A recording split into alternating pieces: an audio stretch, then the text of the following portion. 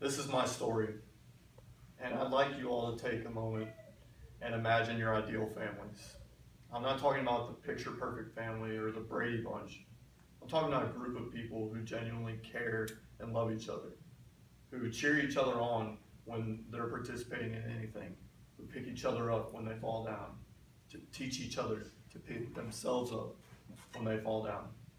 I grew up with the envy of that ideal family, cherishing the thought of two parents, guidance and care, a luxury my family couldn't afford. My mom had 5 kids with 4 different dads who were never around. And our only option was to grow up and fend for ourselves, learn everything the hard way through trial and error. We didn't have a mom who cooked us breakfast, who would pack our lunches, who would ask us how our day was when we come home. No. My childhood consisted of watching my mom get drunk and high and verbally and physically abusing me and my siblings. And when she wasn't doing that, we would abuse each other. It was all we knew. And I look back and I see my mom was raised by an alcoholic, abusive father. So it's hard to blame her. And it's a vicious cycle. But it's a cycle I will break. And I don't have many memories before 8 years old, probably because there's not much good to remember. What I do remember, though, is growing up in a dysfunctional family surrounded by addiction and some pretty serious sibling rivalry. And that all came from one simple instinct: survival. One by one, my brothers and sisters would do what they had to do to survive. They would run away. I thought I could do the same thing at 11 years old. And I would run, and I would run, and I would run. And around 12 years old, it grew to be too much. When I was home, I couldn't stand it. I just wanted out any way I could. And so I made an attempt on my life. I tried to commit suicide. My mother found me, and she put me in a mental institute. And it was there that I realized how hard life really can be. And I can't feel sorry for myself. So I made a decision to support myself because nobody else was going to. And at 12 years old, I got my first job. And I continued to work, except for when I was in CPS, and I couldn't have a job. Unfortunately, my home life didn't improve. And, there was long periods of time we didn't even have electricity because my mom couldn't pay the bills. I remember hot summer nights, it was unbearable. Couldn't sleep, couldn't sit still. I would take cold showers in the dark to try to fall asleep. CPS got called for neglect. And at 16, I lost my friends, my girlfriend, everything that I had learned to support myself. But the one thing that I wasn't sad about losing was my family. And at 16, I was put into a group home, an RTC, or a residential treatment center. Now they call it a home, but it's not really home. It's not a family. It's just a different kind of survival all over again. Anger, rage, drama, abuse. I saw females get abused by staff, and we would abuse each other.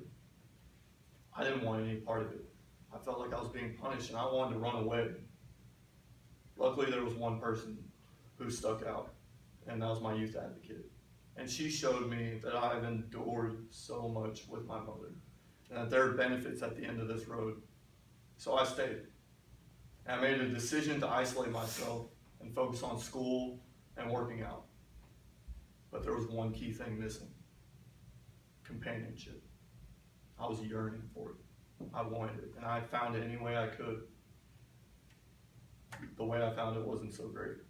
I made relationships with females in the group home, and I made this mistake several times over the next year and a half.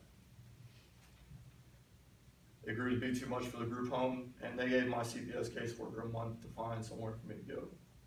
I had 5 months until I turned 18. I already had enough credits to get my diploma. I was basically grown, but still the state had hold of me.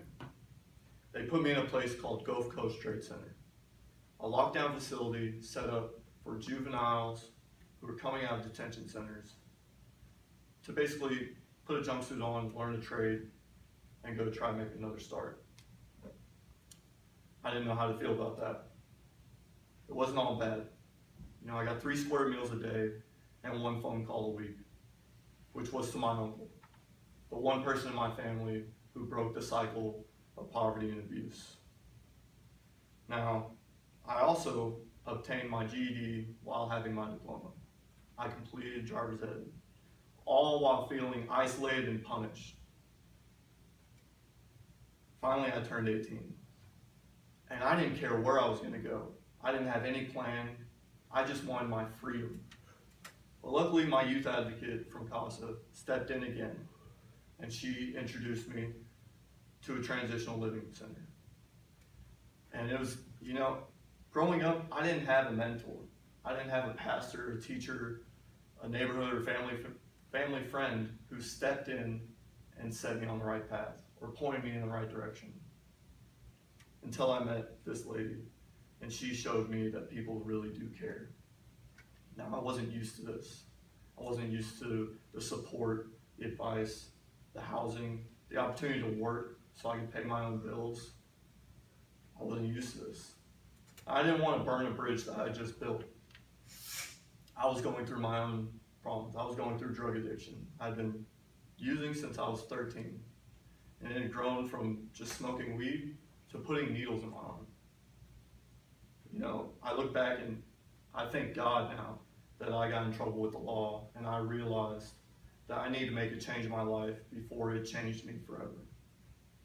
And after 3 years of keeping my mentor at arm's length, she still offered me advice with open arms. And she helped me find the support that I needed. She put me in a rehab. And it was, you know, it was there that I realized I can have faith in myself again. And that wouldn't have been possible without somebody who stepped in and showed me that they cared, genuinely. Now, October 2nd, I'll be a year drug-free. I've done amazing things because of my mentor in this transitional living center. She has introduced me to a community of people who care.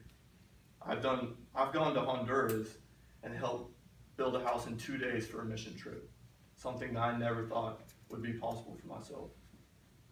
But she opened my eyes, and now I can stand here and say that I'm sober and hopeful today. And that's my story. This is my story. It was 6 days before my 13th birthday when I was placed in foster care after the second member of my family sexually abused me. I cried out about the abuse, not considering the consequences that might follow. I had no clue about foster care. I actually had this illusion that I would go to this amazing foster home where I'd finally be loved and accepted. And don't get me wrong, for some people this is the case. There are great families out there, but it wasn't for me. And after a couple of weeks that I was at this foster home, I was removed after I started having adjustment issues. And I mean, who wouldn't in my position? All I knew was abuse and neglect. And after that, it was like every day was the worst day of my life. Over the course of the next few years, I went to a total of 13 placements. Places like emergency shelters, psychiatric hospitals, group homes, and residential treatment centers. The thing that stood out to me about these places was that all of these places were locked down. And that left me feeling like I was locked up and I was being punished for speaking up about the abuse that I had gone through. And so these places, typically the norm was violence. And since I was usually amongst the youngest kids in these group homes or these residential treatment centers, I had to learn how to fight for my survival. I had this extreme feeling of emptiness and hopelessness, and I felt completely alone. And these years that I went through all these placements, I learned how to deal with systems and institutions. I learned how to be whoever I had to be for that day in order to survive. I learned that I could only count on myself. I didn't have anybody. I was alone.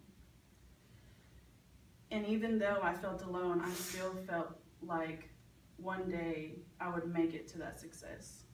But I didn't know how to strive for it.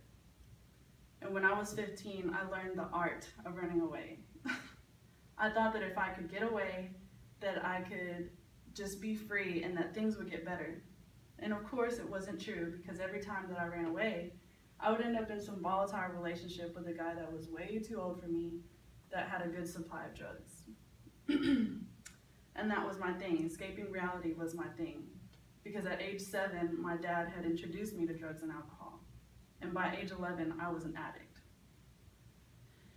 And so when I would be in these relationships while being on the run, I put up with verbal, emotional, and physical abuse, all while still dreaming of success. I know to you it might not make any sense, but for me, I had no other skills but my street smarts. I didn't have anybody by my side to go through these struggles with. I had no clue what living life on life's terms looked like. And to me, what happened next almost seemed inevitable. It was about 3 months before my 18th birthday, and I was charged with my first felony. And as a result of this felony, I went to prison for the first time at age 18. My dreams of success came crashing down. But as usual, I adjusted and I made it in prison, whatever that means. And 11 months later, when I got out, my mind had almost given in to the thought of being institutionalized. Again, I dove deep into my drug addiction, and I couldn't even count on myself, and my hope was almost gone. Somehow, though, God placed Angel Reach into my life at the most unlikely times through my bout of addiction. And I admit, when I met most of the people and most of the volunteers in this place, I had no intention of taking any advice. I didn't make it easy to be liked. I was hard-headed. Just like many kids my age, I thought I had it all figured out. I thought that if I could just get cleaned up, that I could go back out to the streets and try it my way and it would be different. This happened twice. Of course, it wasn't different. But the third time that I came back to this program, it was different. I was 10 weeks pregnant. I knew that I had to change. So these people that had come into my life previously, these other 2 times, these people became my family because I had nobody. I had no example. I didn't know what to do. These people, they stayed by my side. They cheered me on. They supported me. They gave me that little hope and that courage to keep on pushing. My son is now 9 months old and I couldn't be happier. I might not have everything that I want, but I have the support and I have the love from people that I know genuinely care and support me. And to me, it's just amazing how that hope was just reignited by just having people stand by my side and supporting me. Thank you.